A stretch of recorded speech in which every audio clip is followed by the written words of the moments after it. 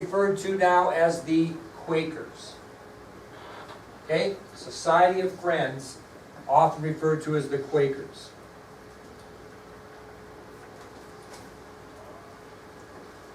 Now, the Quakers, unfortunately, were one of the most disliked religious groups in England at the time. Okay? Were one of the most disliked religions in England at the time. And so how do you think Penn's father took that? You know, actually, I got to give him credit, he wasn't mad, he was shocked. He was shocked at his son's decision to become a Quaker. Well, I hope this doesn't offend anybody, but I'm trying to make an example. What might happen today that you would tell your father that he might just be shocked and have to make a decision whether he was going to accept it or not? Go ahead and say it. You're going to say it. What? Go ahead. Was it that bad? Like I robbed a bank. Yeah. Listen, your dad might be happier if you robbed a bank than this in some households.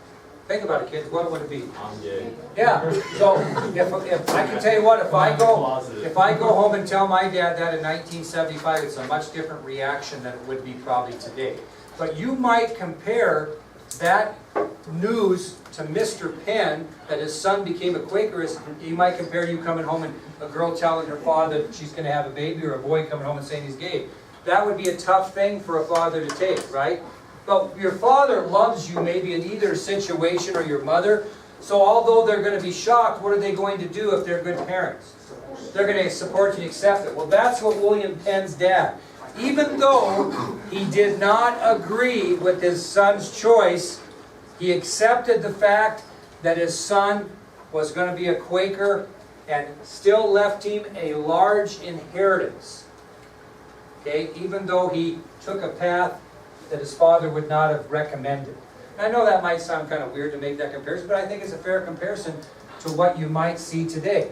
So even though his father didn't agree with him being a Quaker, he supported that, and in the end left him the big inheritance that he was going to leave him anyway.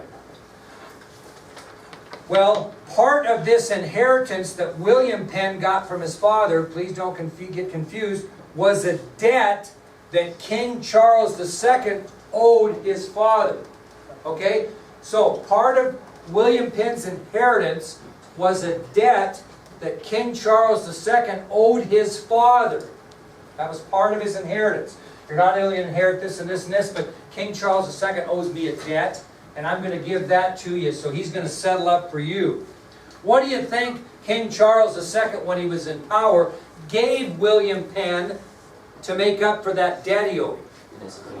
He gave him a piece of land, huge land grant in the New World.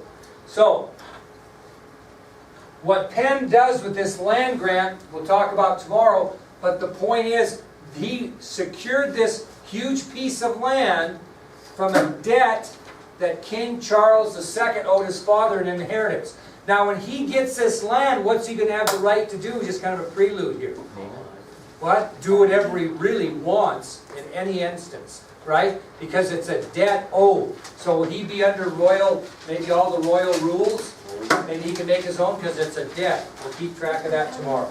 Okay, we'll finish this tomorrow with Pennsylvania and Delaware.